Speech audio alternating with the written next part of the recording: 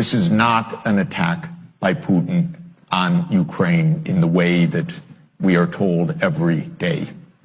This started in 1990, February 9th, 1990. James Baker III, our Secretary of State, said to Mikhail Gorbachev, NATO will not move 1 inch eastward if you agree to German unification, basically ending World War II. And Gorbachev said, that's very important. Yes, NATO doesn't move, and we agreed to German unification.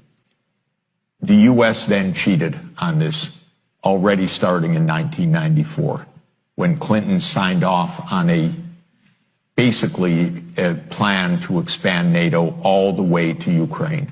This is when the so-called neocons took power. And Clinton was the first agent of this. And the expansion of NATO started in 1999 with Poland, Hungary, and Czech Republic. At that point, Russia didn't much care. There was no border other than with the Königsberg, but other than that, there was no direct threat. Then the U.S. led the bombing of Serbia in 1999. That was bad, by the way, because that was the use of NATO to bomb a European capital, Belgrade, 78 straight days to break the country apart. The Russians didn't like that very much. But Putin became president, they swallowed it, they complained, but even Putin started out pro-European, pro-American, actually asked maybe we should join NATO when there was still the idea of some kind of mutually respectful relationship.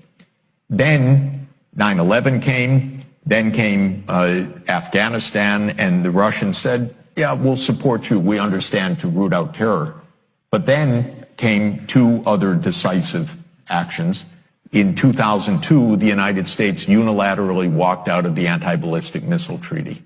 This was probably the most decisive event, never discussed in this context. But what it did was trigger the U.S. putting in missile systems in Eastern Europe that Russia views as a dire, direct threat.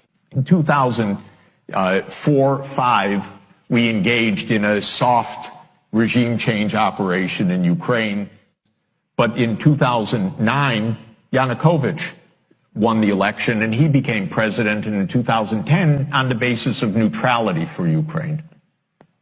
That calmed things down because the U.S. was pushing NATO, but the people of Ukraine on the opinion polls didn't even want to be in NATO. They knew that the country is divided between ethnic Ukrainian, ethnic Russian. What do we want with this? We want to stay away from your problems. So in February 22nd, 2014, the United States participated actively in the overthrow of Yanukovych.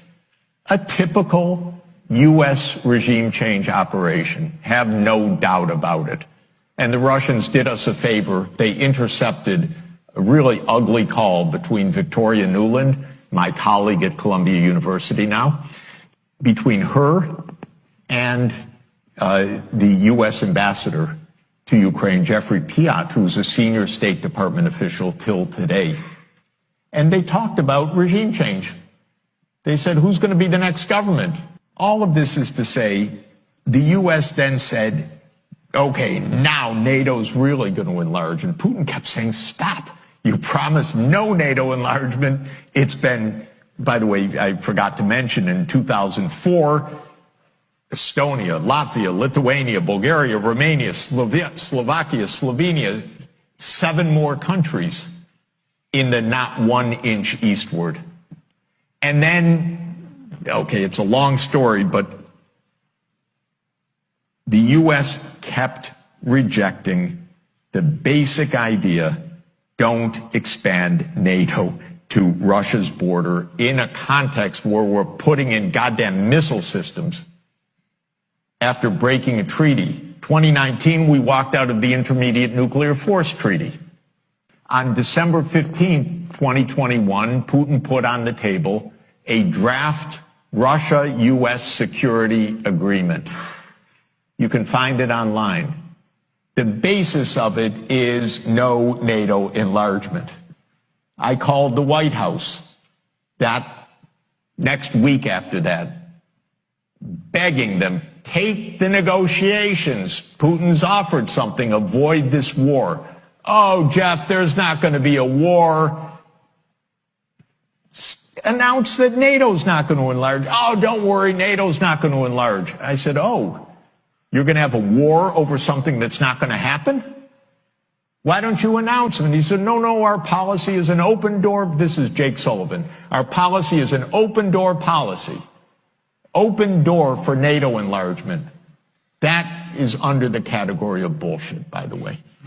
You don't have your right to put your military bases anywhere you want and expect peace in this world. They turned down the negotiations.